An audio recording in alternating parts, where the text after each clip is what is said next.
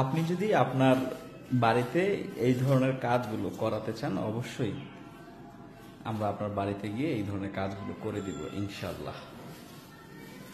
আমরা এটা যেখানে করেছি এটা হচ্ছে আপনার মেহেরপুর,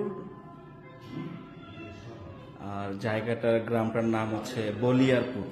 এখানে এই বাড়ির ওনারের নাম হচ্ছে সেলিম রেজা।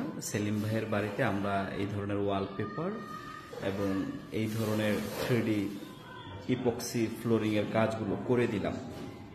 আমরা সারা বাংলাদেশে এই কাজগুলো করি, কোনো সমস্যা নেই।